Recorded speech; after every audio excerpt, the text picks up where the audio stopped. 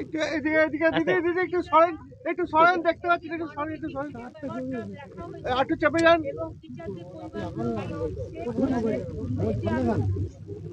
অভিজিৎ গাঙ্গুলি সেই সময় এই রায়টি দিয়েছে।